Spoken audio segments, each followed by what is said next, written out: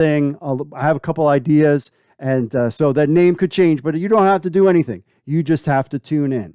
All right, my friends, enough about me. Questions, I want them in the chat. Right now, we're going to go to, hopefully this works, our Zoom call with our staff here from XFL News Hub. We're going live right now. Oh, let me hold on a second. Yes, I got it working. All right, guys, you are live on the air. We've got Mike Mitchell, Anthony Miller, Evan Willsmore, and Pat Rafino. What's up, guys? Thanks for being on the program. You can hear me all right? We can hear you. Thanks for having us on. Okay, now let me double check because this is all live. Guys in the chat room, can you hear them as well? They'll let us know in the chat. All right, I got the chat on. I think we're good to go. All right, guys, first up, the GOAT, Mike Mitchell. You covered the XFL in 2001. All right, the chat room says yes, they can hear you guys. Cool. You covered the league in 2001. You covered the league in 2020, and now it's back. Your thoughts? Unbelievable. I mean, a 3-year wait for all of this. It's amazing somehow that there's actually going to be another XFL season. If you'd have told me, over 2 decades ago, that there would be 3 versions of the XFL, I wouldn't have believed you. So as I wrote in my fantasy article a few days back, barring an alien invasion, a nuclear war, which you never know with all the craziness that's going on in the world, or any other crazy catastrophe, hopefully the football gods are a little more fair this time around than they were 3 years ago. But it's exciting. We got to that point where this league was bought out of bankruptcy in 2020 in the summer of that year during the whole COVID craziness. And then we didn't know if there'd be a season in 2021. And then 2022 didn't happen. I remember when 2023 was officially announced, I reported that there wouldn't be any season in 2022. That was a harsh reality for a lot of people to take. But 2023 seems so far out. Like, oh my goodness, that's such a long wait. So right. All the people out there, including the writers and our staff, that have actually, found things to write about and talk about and cover this league and patiently waited. This is an exciting time. So I do want to point out, though, if you go to the Drudge Report, the thing barring alien invasion, right now I'm showing on the screen the Drudge Report, talking about these balloons that are flying through the air. So, my thing is that, listen, I'm a big Alf fan. So if there's alien invasion, just do us a favor and just wait until the season's over. We'd really appreciate that. All right. Hopefully they like football. Yeah, that's what I'm concerned about. All right, Anthony Miller, you came on board last go around, basically got to report like a week or two, and then the season was over. What's your reaction as now we're finally here, kicking off the 2023 XFL season? Yeah, it's kind of surreal. I remember at this time 3 years ago, I was preparing to go to my first game for the Dallas Renegades at the time when they were going to take on the St. Louis Battlehawks at previously known as Globe Life Park. And it's kind of surreal that we've gotten back to this point. I wasn't really sure after COVID what was going to happen. It was kind of a lot of unknowns at the time, but it's great to have the league back. It's great to see it in full strength, and it seems to be in better shape than it was 3 years ago, and seems to be poised to be in a better position than it was during the COVID years. So I'm just really excited that the league is back. It's been a long 3 years trying to find other stuff to write about, and with the NFL and Canadian Football League and USFL, but it's just great to get back to where my roots were, which was my first writing gig was covering the XFL. So I'm just glad to be back writing what I love and I'm passionate about. Awesome. All right, Evan, you're kind of one of the newer guys on the block. What were you doing in 2020? And then, of course, coming to us, writing for us in 2023. Yeah, well, I definitely had my eye on the league in 2020. I was watching some of the games, never thought that I would have the opportunity to, work with some of the players and coaches and, all the other writers that I've been with now for a year and a half. But really good to see it back, right? I think Anthony and Mike touched on it already, but been a long 3 years, and there was a time where we didn't really know if this was going to come back. You only get so many shots, and, you had the XFL originally in 2001, and then you had it again in 2020, and it looked really good in 2020. It looked improved. It looked fresh. And now I think it's going to be even better in 2023. Hopefully, again, nothing is going to stop us this time. But I think the wait has been worth it. There's been a lot of careful preparation that's gone into this, and I'm just really excited to see the final product kick off here in about a week. All right. Pat Rafino, the next one of the OGs, he is a prolific. What's the right word? Writer for us on prolific. I can't even say it. Pat, so where were you in 2020 and now covering the league in 2023? So I actually just got back off of a contract abroad and was actually fully being a Missourian, getting ready to go to a Battlehawks game. And then when the first strike of COVID happened, I was working as a medic. So before everything shut down, I had to get rid of my tickets, which never came to fruition, and had to go back to New York and kind of help out in the ER at Elmhurst. So this is kind of a weird, big deal to me that it's coming back. It's kind of like I've put a lot of that past stuff behind me as far as like that career. And, now I'm kind of full in on the media a little bit more each day. All right. So, Mike, we'll start with you. What team are you covering? And can you tell us some things about the team that fans should know about? I'm covering the DC Defenders for XFLnews.com. Yeah. They're one of the more exciting and interesting teams. Half the league's coaches have head coaching experience while the others do not. It's a first go around for guys like Anthony Beck, Terrell Buckley, Rod Woodson, that group, Heinz Ward. But the Barlow's interesting to me because he's had Reggie Barlow, that is the head coach of the DC Defenders. He's had 13 years of college experience. He's got a winning record at a smaller level, lesser known level of Virginia State and Alabama State.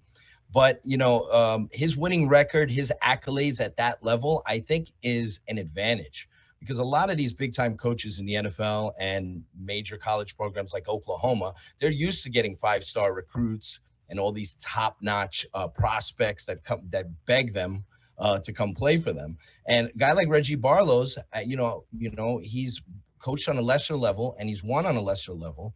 And I think that's, in the XFL, you have a lot of players that are unproven or a lot of guys that are in similar situations, come from smaller schools or undrafted or overlooked prospects. But you also have a lot of guys that have NFL experience. You got over 300 players in the XFL 2023 that have NFL experience. So Barlow's kind of, I hate to say it this way, kind of stepping up in weight class in terms of coaching on the pro level, but he's also stepping up from a talent perspective. He's produced NFL players before. You've seen the Isaiah Crowells and other players like that. But he's going to get an opportunity to coach a lot of these players, these diamonds in the rough that have been overlooked. And I think he has an advantage because of that. As from a team roster standpoint, I really like their makeup. Von Hutchins has done a tremendous job putting that roster together, formulating it for that coaching staff. I think Greg Williams is a very interesting defensive coordinator for them. They're going to be aggressive. So that they're going to be fun to watch. They got some real good talents on that side of the ball. But offensively, with Fred Keiss as their offensive coordinator, I think they're going to be run heavy. I think they're going to be multiple. Watch out for Jaquez Ezzard. I love their three-headed quarterback room there with Jordan Teamo, De'Ara King, and Eric Dungy. Those are all mobile quarterbacks who have different skill sets that can all dress and be used during games. King has experience at wide receiver. Dungy has experience at tight end. It'll be fun to see how they use them. That backfield is very talented. A lot of NFL quality runners, guys who are on NFL rosters within the last year. Abram Smith, obviously the lead dog in that equation, 5th in the nation in rushing last year at Baylor. They have a very talented young offensive line. I see the odds makers, for whatever reason, are overlooking DC. And that's their mistake. If you're looking for a sleeper team that could potentially win it all, I think DC is going to be really good. I think they just have a lot of very good components. And that's a big thing with Reggie Barlow. He's got a lot of his assistants with him. 8 of 10 guys on his staff either coached or played with him. So that's a good synergy to have in these types of leagues, especially in the early going where you have to go through a learning curve, gelling, getting used to your talent, that kind of thing. So I think DC is one of the more interesting rosters, and they might have the best quarterback in the league. So we'll see how that goes. Yeah. Do you think so? A lot of the teams in the XFL seem to be kind of on that pass, the June Jones style of passing. Anthony Miller, you were there. You're there on the ground. You are there at the hub, able to go to these kind of events. Talk about the Renegades, the Dallas/Arlington Renegades, and what's your impressions of them? Yeah, you're the one of the few guys that actually gets to see them in person. Yeah, so this team is going to look kind of different from what they did in 2020. So, I mean, even though Bob Stoops is back, he's the only returning head coach. But I mean, you talk about the coaching staff he has, it's a very deep coaching staff. He's got Jonathan Hayes, who was the head coach for the St. Louis Battlehawks. He's got Chuck Long, that Jonathan Hayes is bringing back from his Battlehawks coaching staff. They're both going to run the offense. You look at the defense, on the defensive side, they got Jay Hayes, who was the defensive coordinator for the Battlehawks in 2020. Tim Lewis, who just came off his stint with the Houston Gamblers last year. I mean, when you look at how the Renegades are going to be, 3 years ago, they ran the Hal Mummy air raid offense, so they were all about passing the football. This is going to be a little bit different. They are going to run a spread offense, but I think it's going to be a lot more of trying to be a balanced attack. That's something Bob Stoops talked about during the open practice, that he wanted to have a more balanced attack. He felt a lot more comfortable with the quarterback room than it was 3 years ago. He loves Kyle Sloter. He loves Drew Plitt. He loves Kevin Anderson. He feels like it's a deeper quarterback room and a more comfortable one, just because 3 years ago, Landry Jones got hurt very first day of training camp. So there was a little bit of confusion and, a lot of inexperience when it came down to the quarterback room. So he feels a lot better about it this time around. I mean, when you look at this team, some guys to watch out for: Keith Ford, Davion Smith are going to be very good in the backfield. Keith Ford's got a lot of experience with Jonathan Hayes' offense 3 years ago, so he's going to be a guy to watch out for. Sal Cannella at tight end, he's probably going to be, if Kyle Sloter ends up winning the job, which he seems to be lined up for, Sal Cannella's probably going to be his number one target. They have that connection in the USFL with the New Orleans Breakers. There's a strong offensive line as well. I mean, Cameron Hunt and Garrett McGinn were both first-team all-USFL players last year, so I expect both of those guys to make an impact. And when you look at defensively, this secondary is the deepest in the league. I mean, you got Devontae Bugsby, you got Josh Hawkins, you got Crayvon LeBlanc, you got Will Hill, Jamal Carter. These are guys that have played in the NFL, who have played in alternative football leagues, and had a lot of success.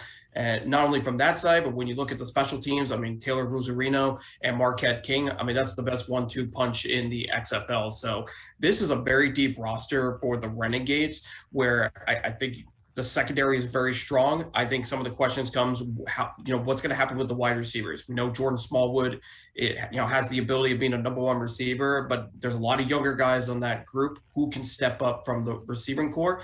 And then there's still questions about who the quarterback's going to be. I still believe Kyle Sloter is probably going to win that job, but it will be interesting to see how the Renegades come out. They're one of the favorites to take the XFL title, so it'll be interesting to see how the team plays out. Yeah, that's definitely, I think they had the best draft by far in the XFL going into the season. All right, Evan, tell fans about the team that you're covering and what's your impressions of them. Yep. So I'll be covering the Houston Roughnecks, who went undefeated in 2020. Obviously, before COVID shut them down, they were 5-0. At that time, they were led by June Jones, who's currently the offensive coordinator in Seattle. This time around, we're going with Wade Phillips, who I'm sure many people know who Wade Phillips is. Arguably the most experienced head coach in the XFL at this point. He's probably got 40, 50 years of NFL and college experience combined. So, definitely someone to look out for in terms of, the ability to lead a team and to guide them in the right direction with experience. Again, very defensive-minded head coach, but I think the offense on the Roughnecks is going to be a focal point because our offensive coordinator is A.J. Smith, who is returning from June Jones's staff in 2020 when he was the wide receivers coach. And we're going to be doing a lot of, the air raid, run and shoot offense. So, a lot of throwing the ball. I believe Cole McDonald in a recent podcast said up to 50 or 60 times a game. So expect a lot of 4 or 5 receiver sets, empty backfield. And I think the definition of this team on offense is versatility. We have a lot of guys that can play multiple positions. Look at somebody like Garrett Owens, who we drafted in the second round, who is technically listed as a tight end, but really his role is more of a hybrid, running back / wide receiver. And then we've got Nick Hawley coming back from 2020, who is sized more like a running back and played some running back in college, but operates more out of the traditional slot position there at wide receiver. So a lot of versatility all around. And this is definitely going to be a team on offense who is throwing the ball probably more than anybody. Maybe June Jones again in Seattle could give them a run for their money because they don't even have a single tight end on the roster. But I'm really excited to see what Houston could do, and especially with their quarterback room. That's another thing to touch on. Right now, our quarterbacks are Brandon Silvers, Cole McDonald, and Caleb Ellaby. Ellaby's kind of the, I guess, odd man out in terms of the system because they did a lot of RPO when he was at Western Michigan. But coming out from there in this draft cycle or in 2022, he was very highly looked at, went to a couple mini camps, I believe. But the guys that are really competing for the starting job, I believe, are Brandon Silvers and Cole McDonald. So Silvers played with AJ Smith in the spring league in 2021, was very good there. He was originally with Seattle in 2020, but didn't have the best going. And then Cole is a bit more unproven, but he has a lot more upside, in my opinion. Came from Hawaii, recently did an article about him. Got drafted, played for the Titans, then the Cardinals, went on up to the CFL last year to play for the Argonauts. They didn't start a game. He played in one game, kind of as the third string guy at the very end of the season. And, this appears to be his best shot yet at starting in any league. So excited for him and really just excited to see the ball get rolling. So Philip Ramirez on chat says Roughnecks are going to shock people this season. Evan, do you agree? And who do you think is going to be the starting quarterback? Well, I definitely think, the main focus right now is to continue the undefeated streak, right? We were the most successful XFL team in 2020. And I believe that, we could surprise people. Our roster, unlike some other rosters, has, a lot less proven guys. Again, it's more guys that are meant to fit the system rather than guys, with a ton of name value and experience attached. But let's see. In terms of the starting quarterback, I did put in that Cole McDonald article that I do believe him to start at some point. There's a chance, and right now I'd say it's maybe 50-50 that Silvers does open the season, but I believe his leash is very thin. Both guys are very good. Again, Silvers, is considered a safer option because he has more experience. He's played in the XFL before, and he's returning with a guy who he was very successful with in the spring league. But I think for the majority of the season, we'll probably see Cole McDonald, and hopefully we'll find that out for sure either tomorrow or Wednesday, sometime a bit before kickoff on Saturday. Yeah, we're hoping that those names come out. Now, Pat Rafino's covering the Battlehawks. They made a big news with Ryan Willis getting let go. So, Pat, what's your impressions of the Battlehawks, and who do you think is going to be the starting quarterback with them? Well, Coach Beck has talked about the leadership and the character of AJ McCarron. As Mike has probably known for a while, McCarron has been Beck's guy for the last couple months, despite Willis being the first guy leaked in September. I'm really excited about seeing some of these receivers. Coach has been really vocal about how excited he is to see Marcel Atman and Darius Shepard from, New Jersey General player. There's also a plethora there's also a lot of retreads from the AAS that are on this. The biggest question I have is their secondary. They got rid of Quentin. Obviously, Channing Stribling went to the Stars. Obi Melafanu was cut. So there's a couple questions coming in. But you do have a guy like Levert Hill, Ben DeLuca, Nate Meters, all guys who have kind of been on those fringe NFL teams, with Meters most recently being on a practice squad before coming over the XFL. So I do think there's a lot of potential with the Battlehawks to continue to be an extremely, top 4 team in this league and make a playoff run.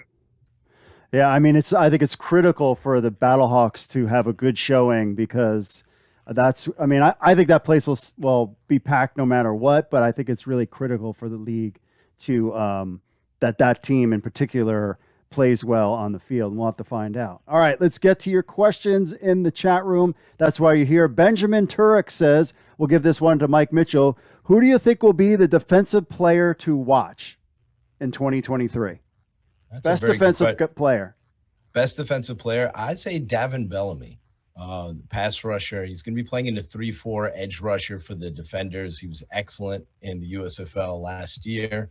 I think in Greg Williams' defense, which is going to be multiple, that's a player people maybe are not paying attention to enough. I think he's going to be excellent for the team. He's a good veteran, and I think he could be a double-digit sack guy, even though it's only a 10-game season. Yeah. Richard's question, this is open to everybody. How many players from the FC Fan Control Football made the league? I know quarterback Mitch Kidd didn't make it. I think Tommy Auger didn't make it. DeAndre Francois is still there. I would say maybe half of the guys that got drafted made it to the XFL. I'm not the biggest FCF guy, but isn't Andrew Jamil yes. FCF guy, wide receiver, talented, very talented. Orlando Guardians have a good wide receiver room there. He's one of the players that I know offhand. I'm not a big FCF guy, as I mentioned. Yeah. All right. Bryce Allen. Bryce Allen was one of them, you said? Yeah, he was a running back. I forget what team he was on, but I think 11 original draftees. I know about the supplemental. That November draft had 11 guys, and I think half of them are here still. Gotcha. Okay. All right, Anthony Miller. This one's from Benjamin. He says, prediction for best receiving / running back. Who's the best receiver? I'll leave this up to all of you guys. We'll start with Anthony. Who do you think is the best wide receiver and running back in the XFL? Best wide receiver I'd probably say Josh Gordon with the Sea Dragons, just the success he had when he was with the Cleveland Browns in the mid-2000s. He had a couple really good seasons where he was considered an all-pro, one of the best receivers in the league. So he probably comes in as a favorite to be probably the best receiver. I mean, Martavius Bryant's probably going to give him a run for his money as well, but I like Josh Gordon in that role. And then, best running back, I think Abram Smith is a really solid pick. He's obviously was one of the top picks for a reason, just the success he had in college. I think he's a guy that can come in, a young guy with a lot of experience with success. I can see him being one of the top backs in the league. Evan, what about you? Who do you think best running back, best wide receiver? Yeah, it's a tough question. Anthony kind of took the words out of my mouth, in terms of receiver. I think Josh Gordon and Martavis Bryant, given their pedigree, are definitely up there. We'll have to see if age is caught up to them, especially with Bryant, because it's been a while since he's played, NFL or CFL, or I don't know. He might have had a stint in the FCF, but again, I'm not an FCF master of knowledge, so I'll stay away from talking about that. But in terms of, I guess I'll touch on my team. In terms of the Roughnecks, I think our top receiver, he has the potential is Cedric Bird, who played at Hawaii with Cole McDonald. And again, I included that in my recent article. A bit undersized. And I think part of the reason that he didn't get drafted or didn't receive interest from many NFL teams even after the draft was, I think he tested poorly at the combine with his speed. He's generally fast, but I think he had a poor 40 time. I'd have to go back and double check that. But he's a guy I'm really excited to see because, again, he's very unproven, but he put up some big numbers in college in that same offense that they're going to run. So I think that's a good pick there. And then running back, again, off the top of my head, I got to think about all the running backs in the league. But again, Abram Smith, unproven guy, hasn't really had an opportunity yet, was an undrafted free agent in the past draft cycle. But again, I think Mike said he was 5th in rushing last year in college football, which is pretty impressive. So it would be exciting to see that. And especially given he was the number 1 overall pick, I think there'll definitely be more eyes on him in that sense. So Rangers King 669 said Josh Gordon and Martavis Bryant were both in the Fan Control Football. So I did forget about that. Oh, that's one. right. That's right. Pat, we got a question from Rangers King 669. He says, Manny Wilkins really seems like a different offensive fit to the profile of quarterbacks Beck was normally bringing in. Do we think you could see some goal line or red zone sets for him? What are your impressions of Manny Wilkins, the replacement for Ryan Willis? Well, Coach Beck today talked about Wilkins a decent amount. I kind of prodded a little bit about the Dave Bowler connection. Granted, when Bowler was at ASU, and Mike brought this up yesterday when I talked about it, he was there from, I think, 83 to 96. But Wilkins, what Coach Beck liked about Wilkins, he said, was the connection to the LaFleur tree and whatnot, and that kind of details the type of offense they'll be running. So he's saying it's a decent amount of terminology and whatnot that Wilkins may have seen in 2020 and 2019 when he was with the Packers. And that was something he harped on in the conversation this morning a decent amount. Oh. So, Mike, this one is for you. Lewis is saying, did you all catch the USFL's little diss of the XFL during the Super Bowl? I guess talking about real football would return in 8 weeks or something like that, Mike. Now, I just preface that we kind of get, I want to make this very clear that XFL, like these guys that report on the XFL, also love the USFL. Some of us, I watch that Fan Control Football League. And CFL, like we cover it all, but we kind of get pigeonholed sometimes as like, oh, well, you're XFL guys. We're all football nerds. But did you catch the that commercial? I saw it. I didn't really think of it was a diss. I mean, they're not going to be like, oh, go ahead and watch the XFL before us. I mean, come on. No, but I agree with what you're saying. There are two ways of thinking on this. Do you even acknowledge the competition at all? No, ESPN didn't acknowledge them. Yeah, so because when you listen to the USFL commercials, it's plain as day, the digs, right? So, it's recognize the real pro football. There's a Hollywood reference, knockoff league. There's like a fake photo shoot which almost looks like a Brahma's uniform, where they're like, like insinuation that any other leagues, these are pretend leagues. They're doing Hollywood photo shoots. It's not a real, genuine football league. I don't know. It's like I said, there are two ways to go about it. It's kind of cute and funny to take little digs, but you may be better off not even mentioning the other league, that's, not even acknowledging their presence. The USFL's got a lot of good things going for them. They're going into year 2. They've got awesome broadcast partners. They're finally moving into some of their home stadiums. So, I mean, 3 of the teams are going to be playing home games. That's a big improvement from last year. Baby steps, but a positive step forward. Quality football league, a lot of good talent in it. So, I don't know. I saw that one of the XFL social sites, took a dig back at the USFL, and maybe a couple of others made little comments here and there. But like in this space, I think this is awesome what's happening. So I like the fact that they're competing with each other. It makes the both sides better. They have to bring their A game. So that's a good thing. Competition always, creates a championship environment. And I'm just happy, like I wrote about in my XFL article yesterday, that, for a stretch, for however long this lasts, 808 players are going to be playing professional football in 2023, starting with this coming Saturday on ABC with the XFL. So I think if you acknowledge the other side, to me, you're almost acknowledging that they're a threat.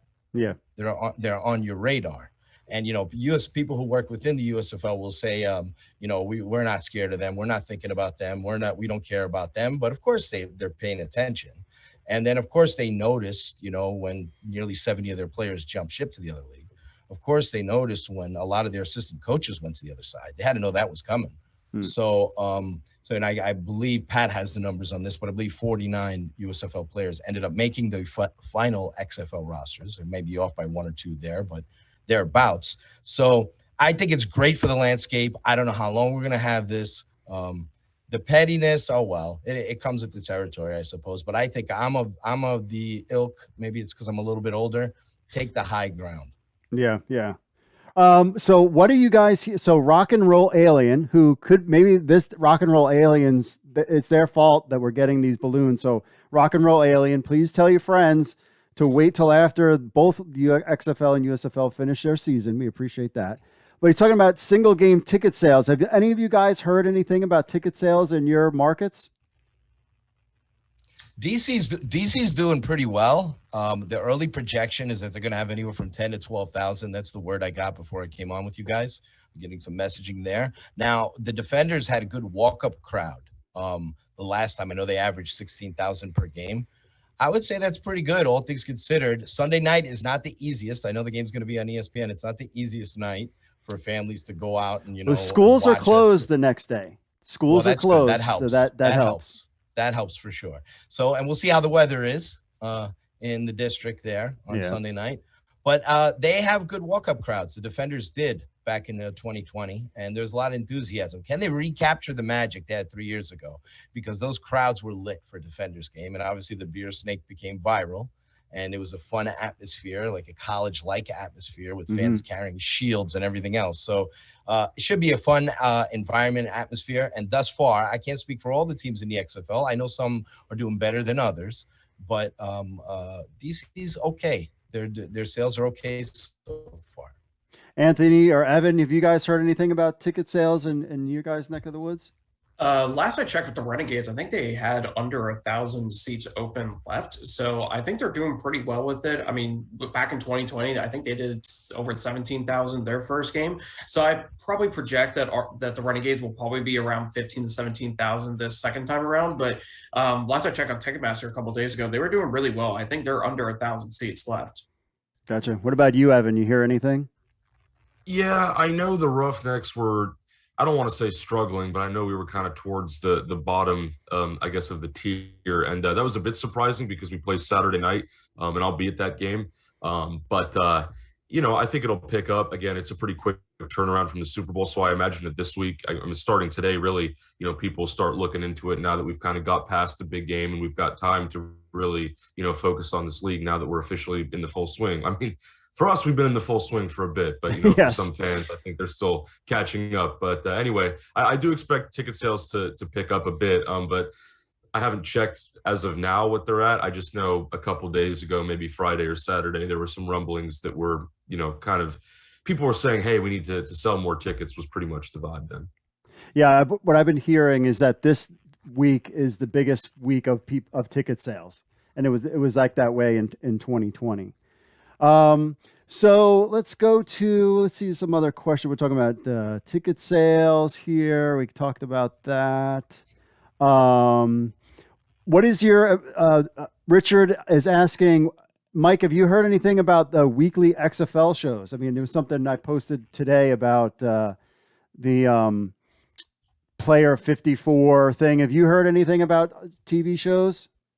Just the information that's been out there right now. It looks like there's going to be ABC is going to have a Player 54 show on also this coming weekend. We see that they're on the schedule for ESPN2.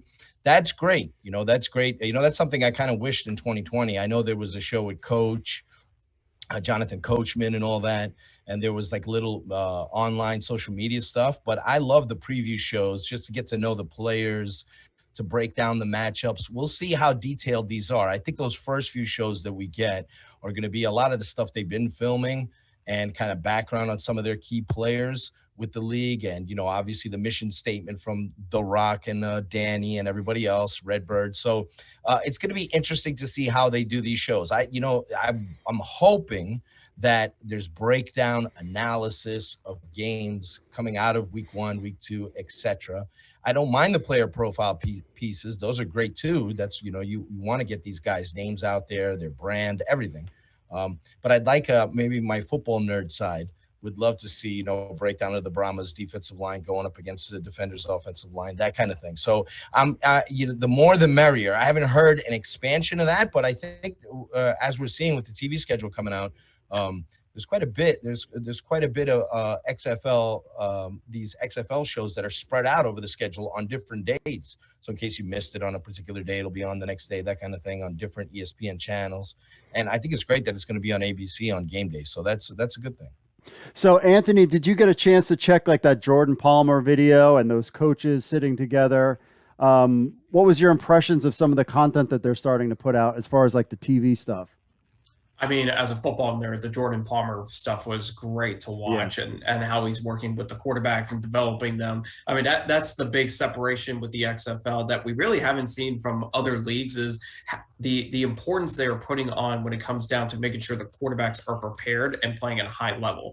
Because every time an alternative football league comes, everyone talks about the play of the quarterback. So it's great to be able to see the behind the scenes and how Jordan Palmer is working with these quarterbacks and making sure they're developing their skills, not only by coaching them, but using, technology and data to be able to understand, like, how they drop back, how they should throw it, what their throw motion looks like. I think that stuff is really important to make sure you're working on the mechanics of the quarterbacks and they're playing at a high level. And then just the coach roundtable, I did get to watch that as well. It's really cool to kind of see all those coaches interact, especially with like Wade Phillips and Bob Stoops, which I know they've had a lot of interactions. Hines Ward was there too. So it was good to kind of hear the personal side of it and why they wanted to come to the XFL. Bob Stewart's talking about why he came back to the XFL. So it was just cool to hear those stories and hear each other interact, because I know these guys are going to compete with each other at the end of the day, but it also feels like a very close, cohesive family that the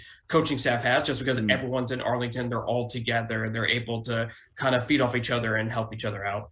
Yeah, that's funny that you bring that up, because it almost that was a nice byproduct of having to put them all together, is to give them a chance to get to know each other and help, and the older coaches. I mean, they were all putting each other over during that show, and they just released the second one, which was the teams from the North.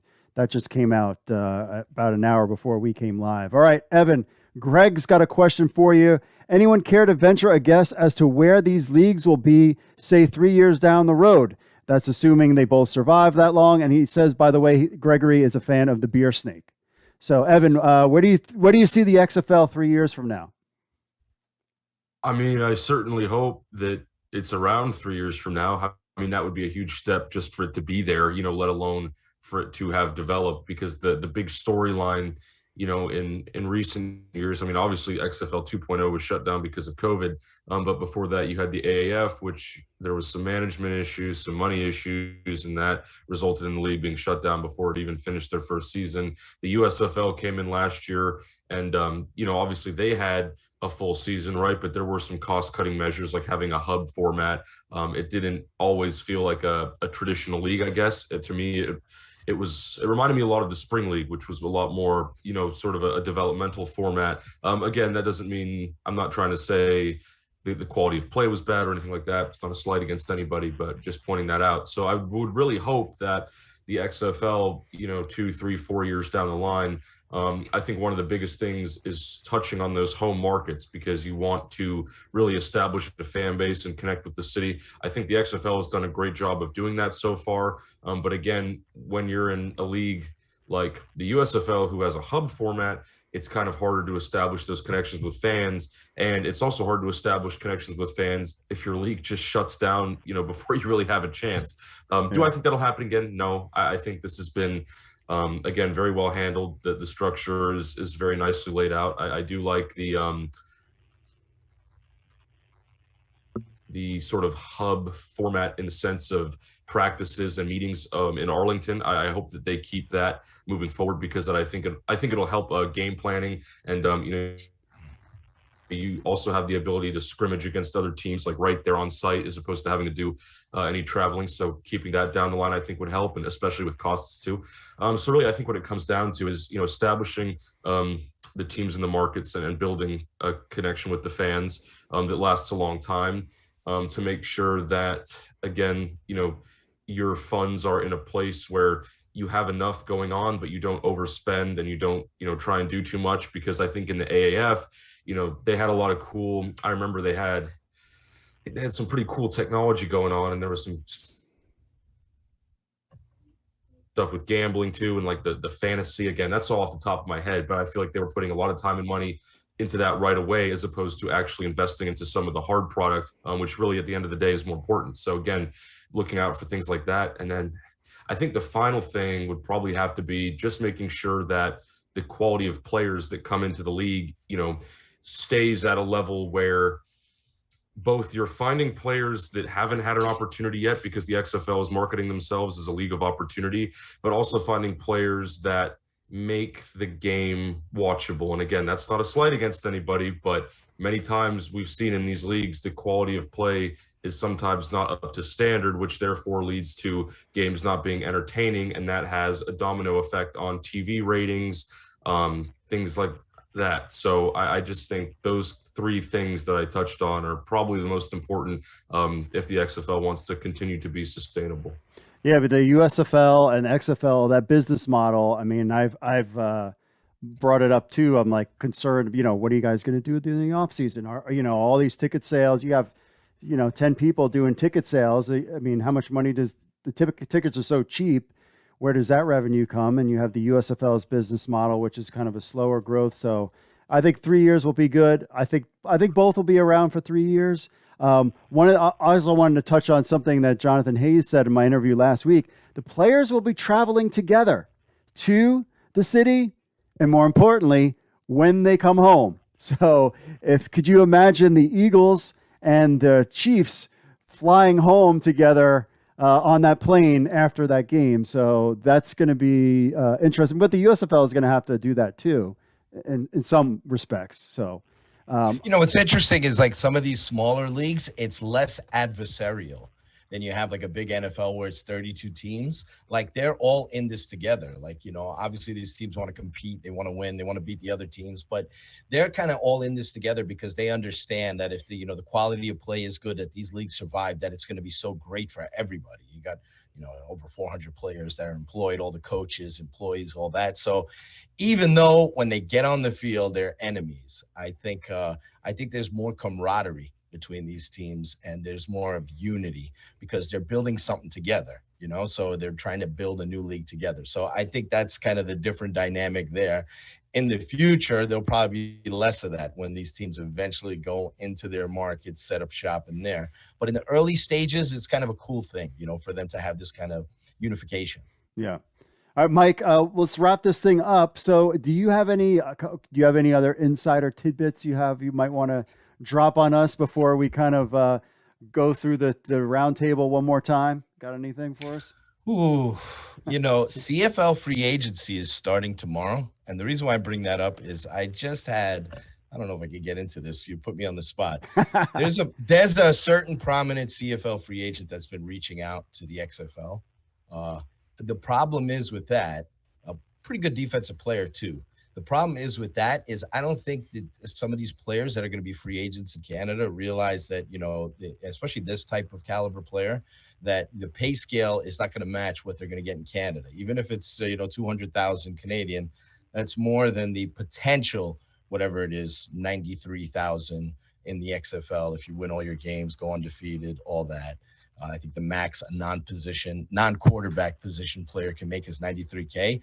So I don't think we're going to get, I think all of our surprises are spent in terms of like last second player additions.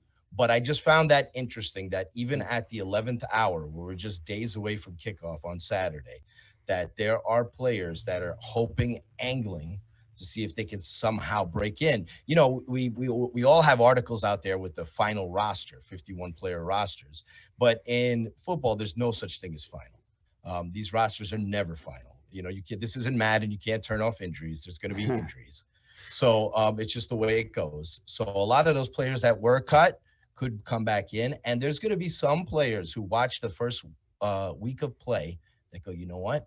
Let me just call my agent and see if I can get in on this league. That's right. As crazy as that sounds, I remember the XFL. I know this is like many, many moons ago, but I remember the XFL back in 2001. They had a bunch after the first week of play, even though it was panned and all this. There was Canadian players. I think it was Jimmy the Jet Williams. There were Canadian players that all of a sudden started coming into the league. They wanted to come play in the States.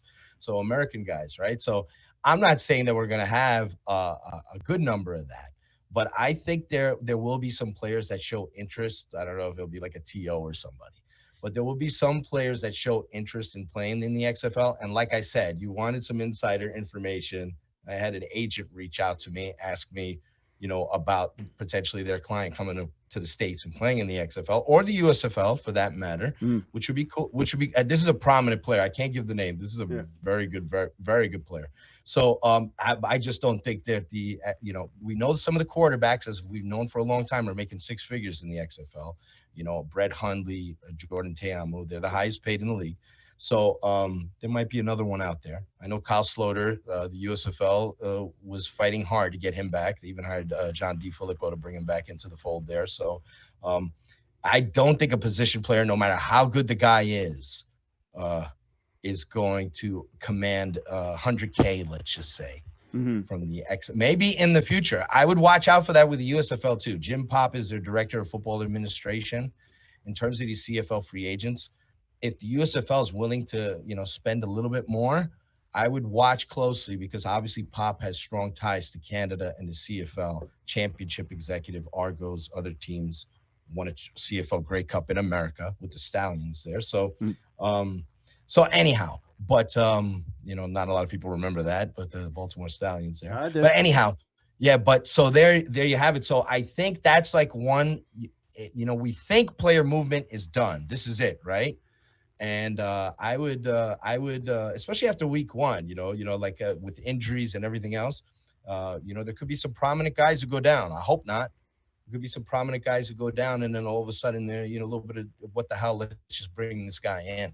Yeah. So we saw with St. Louis with the Ryan Willis situation. I was told that he lost out. Nick Tiano outplayed him in camp. He was informed, so he asked for his release. Maybe not a bad move on his part, career-wise, because if you're number 3 on that depth chart, your chances of starting, even though crazy things can happen, are not very good. So he's got a shot there in the USFL, maybe give with Memphis and Haley to maybe get an opportunity to start over there. And that's great that these players have these options. And in the future, you had the question earlier to Evan, can these leagues last? You'd be a crazy person to guarantee that they will, because we haven't seen that yet. Yeah. So we'll see. But a couple of years from now, I think you could see a lot more CFL players and players of that ilk that jump ship completely. And we already saw the USFL in year 2. Their pay has gone up thanks to the great work of the UFPA and everything else. So we'll see how it goes. But like I said, as far as inside information, I think we're pretty much done with major acquisitions, but I wouldn't rule it out. Because, like I said, there are players still reaching out at the very moment, and I think there'll be some of that once you'll see the activity pick up league-wise in terms of social media following once the games air on ABC and ESPN, and you'll see people whose interest picks up for the site and for other sites that cover this league, and interest amongst players and agents when they see the type of quality the league provides over the weekend. Yeah. Well, our traffic for USFL News Hub and XFL News Hub was fantastic during the Super Bowl. All right, final question. Now, and I'm going to save you. Who's winning the USFL? Who is winning the XFL championship? But it can't be the team that you cover. You can't pick them. So we'll start with Evan Evan, you first. Who's winning the XFL championship? Ooh, you put me on the spot with that one. Well, I think, Anthony touched on it before, and even though the Renegades are a big rival of the Roughnecks, I would give them a pretty good shot, just because, again, Bob Stoops is coming back. They have a bunch of guys returning, and then a bunch of guys with that NFL pedigree. I like the Brahmas, too. Again, all these Texas teams. Not saying that it's guaranteed one of them is going to win, but the fact that 3 of the 8 teams are in Texas really says something.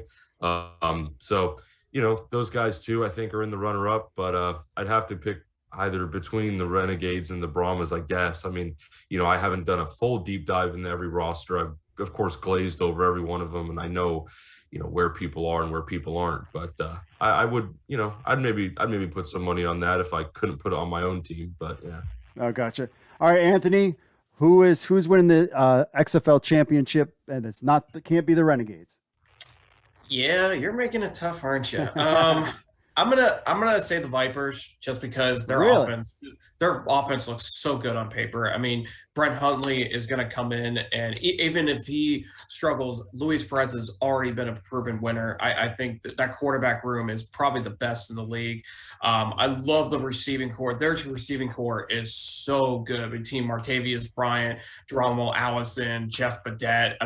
That receiving core is so good for the Vipers. They're gonna put up a lot of points. That offensive line is even really solid. Khalil McKenzie's a really good offensive lineman. That's a really solid unit. Defensively, there's going to be some questions about that unit, but really that offense is going to put up a lot of points. So I really like what Rod Woodson has done with that team. And he's a defensive coach, so even if the names aren't big, he knows how to put a good defense together. So I trust him on that. He just needed to bring someone in to build that offense, and I think that offense is really stacked. So even like this weekend, I have questions about the Renegades, how they're going to do against the Vipers offense. That has the potential of being a really good matchup. I'm going to go with the Vipers. All right, Mike, question to you. All right. So as far as your first question, USFL, I say the Stars. I think they'll beat the Stallions in a rematch. Cookins will return to glory. As far as the XFL goes, not the Guardians, So hopefully that'll probably age poorly in a few months, and all of a sudden Buckley's squad's hoisting the trophy. No, but I think Houston is definitely a team that I'm tempted to say will win it all, because I'm such a huge fan of Wade Phillips. And I think that, how can that defense not be good? He's got Brian Stewart on that staff with him. And I think Cole McDonald has MVP potential, can be this league's PJ Walker. But it's hard to go against the Renegades. So I'm going to say the Renegades are going to hoist the trophy, just because I think, we'll see what happens at the quarterback position. I know there's a lot of smoke right now that they really like Drew Plitt, and that would be a shocker if he started over Kyle Sloter. But I like that Sloter-Canella combination. I think the only question I have with Arlington, I think their coaching staff is the best in the league overall. It's like an Avengers team up. On that side there's just so good. Jonathan Himbaugh's tremendous. He just won a championship with the Stallions in the USFL. He's been a tremendous offensive line coach, won Grey Cups in Canada. And they have really good talent on that offensive line. The only question I have with Arlington, a little bit the age I worry about defensively. We'll see how that stacks up against a lot of these younger players in the league. We'll see if they can live up to the billing on. Arlington, the issue with them, I think, is the wide receiver position, whether or not who can emerge. I happen to like Tyler Vaughns from USC. I think he can be a sleeper if you're into fantasy. I'm going to take Arlington because of that coaching staff.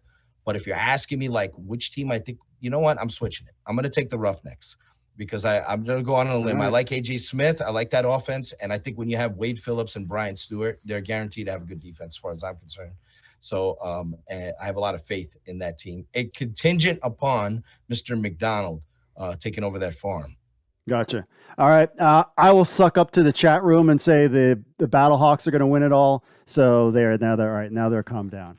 All right, Evan, tell everybody where they can find you on social media. Yep, I'm on Twitter, Evan_Willsmore. That's where I do most of my work and business. That's really about it, to be honest. All right. And Anthony, where can people find you on the socials? Yeah, you can find me on Twitter @ByAnthonyMiller. All right. And Mike Mitchell, where can they find you? You can find me @by Mike Mitchell, ByMikeMitchell. And please do follow these guys, Pat, Anthony, Evan. Yep. They're doing tremendous work. Sam's not on us with us right here at the moment, Sam Shady. It's a very good group of guys there. XFLNewsHub.com, CFLNewsHub.com, USFLNewsHub.com. Pat Rafino is one of the best. And NFL QB Talk, he's definitely worth a follow. Yep. Check out his work. Extremely intelligent, does his research. It's cool that he's a team member. I'm glad he's on my side, because if he wasn't, I'd have to look over my shoulder. All right, guys. Hey, enjoy this weekend's games, and thank you so much for being on the show. Thanks, Mark. Thanks, Mark. All right.